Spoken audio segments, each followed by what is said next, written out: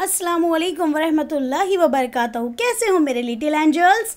इंशाअल्लाह हमारे बच्चे बहुत ही अच्छे होंगे।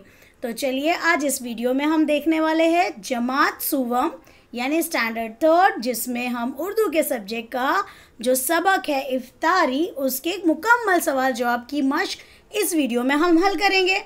तो चलिए वक्त को बिल्कुल ज़ाय नहीं करते हुए हमारे बच्चों को हम इस वीडियो के ज़रिए ये पूरी मश्क समझाएंगे और हल करेंगे। तो चलिए स्टार्ट करते हैं। सबक के मुकम्मल हो जाने के बाद अल्फाज मानी दिए गए हैं, जिसे आप हमारे साथ दोहराएं। इफ्तार, रोज़ा खोलना। इफ्तारी, रोज़ा खोलने के लिए खाने पीने की चीज़ें। गजरा, बालों में लगाने का फूलों का हार। सामान चुनना, सामान ढंग से रखना। सीनी, थाल। अल्फाज मानी के मुकम्मल हो जाने के बाद है एक जुमले में जवाब लिखो, जिसका पहला सवाल है ज़ैनब किस बात की जिद कर रही थी? जवाब, ज़ैनब रोज़ा रखने की जिद कर रही थी। सवाल नंबर 2 की जानिब बढ़ते हैं। सवाल नंबर 2 देखते हैं बेटा। फूफी जान ने ज़ैनब के हाथों में क्या लगाया? जवाब, फूफी जान ने ज़ैनब के हाथों में मेहंदी लगाया, यानी मेहंदी उसके हाथों में लगाई।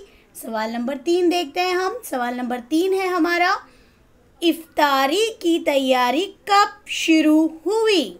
जवाब, इफ्तारी की तैयारी असर के बाद शुरू हुई।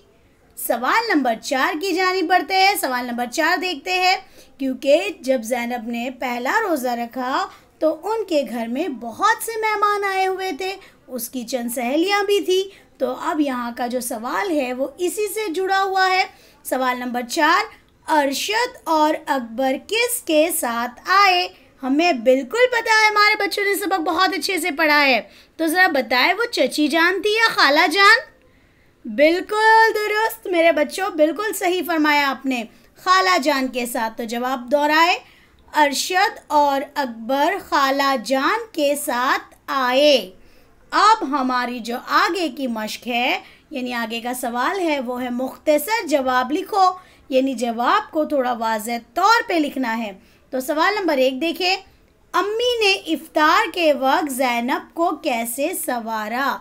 जब बच्ची ने, ज़ैनब ने पहला रोज़ा रखा तो बहुत खुशी थी हर किसी को, इसीलिए उसे बहुत अच्छी तरीके से तैयार किया गया। संवारा यानी उसे तैयार किया गया। अब कैसे तैयार किया अम्मी ने? ज़रा जवाब के गौर से पढ़ने पे हमें समझ में आएगा। अम्मी ने ज़ैनब के बाल संवारे, यानी बहुत अच्छी तरीके से अम्मी ने उसके बाल बनाए, नए कपड़े पहनाए, फूलों का हार पहनाया और गजरा बांधा। ये सब क्यों किया गया था ज़ैनब के साथ? वेरी गुड, फिर से दोहराए, क्यों? वेरी गुड, क्योंकि ज़ैनब ने पहला रोज़ा रखा था। और ज़रा हमें भी बताएं कि हमारे कौन कौन से बच्चे हैं जिन्होंने पहला रोज़ा रख चुका है। तो ज़रा मुझे जल्दी से कमेंट में लिख कर भेजेंगे अपना नाम कि हमने रोज़ा रखे। वेरी गुड मेरा बच्चा, जिसने रखा है माशाल्लाह, और जिन्होंने अभी तक नहीं रखा तो अल्लाह ताला उनके लिए आसान करे। और इंशाअल्लाह ताला आने वाले जो नेक्स्ट हमारा रमज़ान होगा, उस मुबारक महीने में हम ज़रूर चाहेंगे कि हमारे वो बच्चे भी रोज़ा रखें। तो चलिए अब देखते हैं सवाल नंबर 2। और सवाल नंबर 2 को पढ़ते हुए गौर से आप जहन में अपनी चीज़ों को लाएंगे। ज़ैनब की सहेलियों ने इफ्तारी की तैयारी के लिए क्या किया? ज़रा गौर से बताएं, ज़ैनब की सहेलियों ने क्या किया था?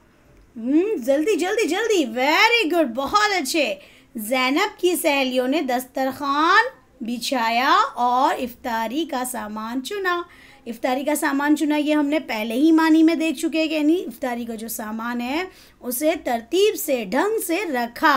कहाँ पर? दस्तरखान पर, क्योंकि बहुत से मेहमान आए हुए थे। तो पूरी अलग से प्लेटें लगाना, फिर हर फ्रूट को, जो भी फल है उसे बराबर तकसीम करना, यानी अच्छी तरीके से तरतीब से ढंग से बिछाने का जो काम है, दस्तरखान पे इफ्तारी लगाने वाला जो काम है, वो किसने किया था? ज़ैनब की सहेलियों ने किया था। तो चलिए सवाल नंबर 3 की जानिब बढ़ते हैं। सवाल नंबर 3, अम्मी ने मस्जिद में क्या भेजा?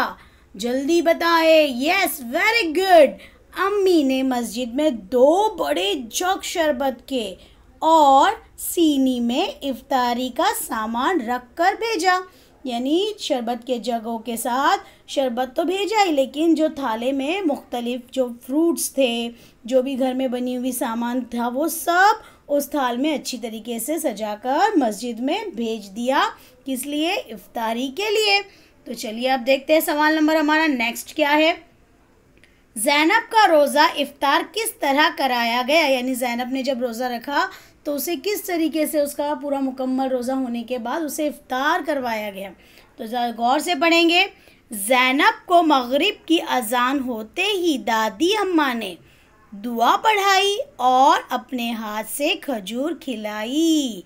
हमारे बच्चे जानते हैं ना कि जब हम रोज़ा कब रखते हैं? सुबह में एकदम फजर से पहले हमारा वक्त होता है सहरी का, और इफ़्तार का, यानी जब हम इफ़्तार करते हैं वो वक्त कब होता है? मगरिब की अज़ान को सुनने के बाद हम अपना रोज़ा खोलते हैं, यानी इफ़्तारी करते हैं। तो इसी तरीके से ज़ैनब को भी अज़ान होते ही दुआ पढ़ाई। किसने पढ़ाई? वेरी गुड, दादी अम्मा ने। और उसके बाद उसे क्या खिलाया? सबसे पहले हम रोज़ा खोलने के लिए क्या लेते बेटा? शाबाश, क्या बात है, हमारे बच्चों को तो बहुत अच्छे से पता है कि खजूर थी। तो वो खजूर खिलाई और इस तरीके से उसको इफ्तार करवाया गया। अब देखते हैं नेक्स्ट क्या है हमारा। सबक पढ़कर खाली जगह में मुनासिब लफ्ज़ लिखो। यानी यहाँ पर हमें खाना पूरी को मुकम्मल करना है। गौर से सुनेंगे। आज ज़ैनब का पहला डैश है, क्या है? वेरी गुड, रोज़ा। आप भी दोहराए, रोज़ा। नंबर 2, फूफी जान ने बाज़ार से डैश मंगाई जिसे उन्होंने शरबत में इस्तेमाल किया। ज़रा बताएं क्या है वो? वेरी गुड, बर्फ़। अब नंबर 3 है, सब अपने घर से ज़ैनब के लिए डैश लाए। क्या लेकर आए? जल्दी बताए। यस, इफ्तारी। तमाम लोगों ने ज़ैनब के लिए इफ्तारी लाई। नंबर 4, फ़रा और कौसर ने डैश बिछाया। ये जो फ़रा और कौसर थी, ये ज़ैनब की सहेलियाँ थी जिन्होंने डैश बिछाया। यानी क्या? शाबाश, दस्तरख्वान। और नंबर 5 और आखिरी खानापुरी है, दादी अम्मा ने ज़ैनब को डैश पढ़ाई। मगरिब की अज़ान होते ही दादी अम्मा ने ज़ैनब को क्या पढ़ाई थी? वेरी गुड, दुआ। शाबाश। तो यहाँ पर हमारी खाना पूरी मुकम्मल हो चुकी है। अब हम नेक्स्ट देखते हैं वाहिद जमा। नंबर 1, रोज़ा, रोज़े। नंबर 2, कपड़ा, कपड़े। नंबर 3, सहेली, सहेलियाँ। नंबर 4, समोसा, समोसे। नंबर 5, पकोड़ा, पकोड़े। नंबर 6, गुलगुला, जमा गुलगुले। नंबर 7, संतरा, संतरे। नंबर 8, फाक, फाकें। वाहिद जमा के मुकम्मल होने के बाद नेक्स्ट है हमारी सरगर्मी। दिए हुए जुमले गलत है या सही लिखो। नंबर 1, ज़ैनब रोज़ अम्मी से कहती कि आज मुझे सहरी के लिए जगाए। ये जुमला दुरुस्त है, सही है या गलत है? वेरी गुड, सही। यहाँ पर हमने मतलब ऐसे निशान का इस्तेमाल किया है। आप स्वाद है, ये है लिख सकते हैं या ऐसे टिक भी कर सकते हो। नंबर 2, आज ज़ैनब का तीसरा रोज़ा है। ये जुमला सही है या गलत? गलत, क्योंकि ज़ैनब का पहला रोज़ा था। नंबर 3, 8-10 रोज़े गुज़र गए। यस, बिल्कुल, वो अपनी ज़िद को बिल्कुल नहीं छोड़ रही थी और 8-10 रोज़े गुज़र चुके थे। तो ये जुमला बिल्कुल दुरुस्त है, यानी सही। नंबर 4, चची जान पकोड़े और गुलगुले लाई। ये सही था या गलत था? जल्दी बताए। चची जान पकोड़े और गुलगुले, नहीं, गलत। नंबर 5, दादी अम्मा ने ज़ैनब को दुआ पढ़ाई। ये तो अभी हमने अभी हमने ये सवाल का जवाब पढ़े, तो बताए जल्दी से। वेरी गुड, सही। और नंबर 6 और आखिरी, अरशद और अकबर ने दस्तरख्वान बिछाया। ना, बिल्कुल ना, वो तो ज़ैनब की सहेलियाँ थी और अकबर और अरशद तो उसके भाई थे। तो यहाँ पर ये जुमला गलत है। तो यहाँ पर ये सरगर्मी मुकम्मल होने के बाद नेक्स्ट आपके ही किताब में दी गई है अब यहाँ पर आपको ऐसे पूरा एक मुकम्मल चार्ट मिला है, आपकी किताब में भी है, जिसमें कुछ वाहिद लिखे हुए हैं और कुछ जमा लिखे हैं।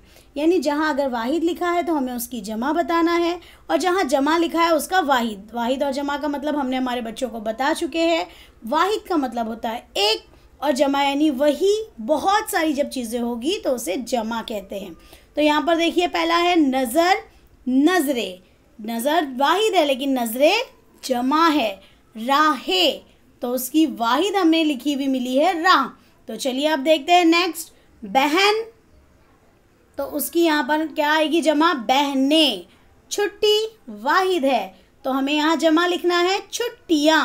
संतरे, यहाँ पर संतरे जमा में है तो हमें वाहिद लिखना है संतरा। नीचे शीशा वाहिद है, जमा लिखेंगे हम शीशे। कछुए जमा में है, वाहिद बताए कछुआ। लोमड़ी वाहिद है, लोमड़ियाँ जमा में है। आँखें जमा में है जिसकी वाहिद आँख। मौज वाहिद में लिखा गया है जिसकी हमें जमा बताना है मौजे। तो यहाँ पर ये आधा, इसी की आधी नीचे नेक्स्ट आपको सरगर्मी है मंडियाँ, जिसकी ये जमा में है तो इसकी वाहिद मंडी। किताब ये वाहिद है, किताबें, किताबों भी आता है लेकिन किताबें करेक्ट है। कहानी वाहिद कहानियाँ। घटाएं, यहाँ पर घटाएं, यहाँ पर ये जमा में है तो यहाँ पर क्या आएगा इसका वाहिद घटा। हवा वाहिद में है, हवाएं ये जमा में जाएगा। दाना वाहिद, जमा में लिखना है हमें दाने।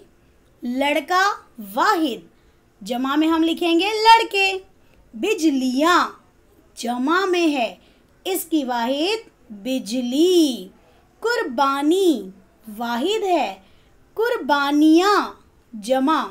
हिस्सा वाहिद है, अब इसकी जमा हमने लिखे है हिस्से। तो यहाँ पर आपकी ये पूरी किताब की सरगर्मी मुकम्मल हो चुकी है, लेकिन हम हमारे बच्चों को हमेशा वाहिद जमा के साथ नेक्स्ट अल्फाज ज़िदे भी बताते हैं। तो चलिए यहाँ पर अल्फाज ज़िदे भी देख लेते हैं। छोटी ज़िद बड़ी, फल ज़िद फूल। नंबर 3 पर तंग ज़िद वसी। नंबर 4 अव्वल ज़िद आखिर। नंबर 5 शुरू ज़िद ख़त्म। नंबर 6 नए ज़िद पुराने। ज़िद का मतलब जो दिया गया लफ्ज़ है उसका उलट लफ्ज़, उसका उल्टा, उसका मुतज़ाद। तो यहाँ पर आपकी पूरी मुकम्मल सरगर्मी हो चुकी है। हमारे जिन बच्चों ने चैनल को सब्सक्राइब नहीं किया है वो जल्द अज जल्द कर लें।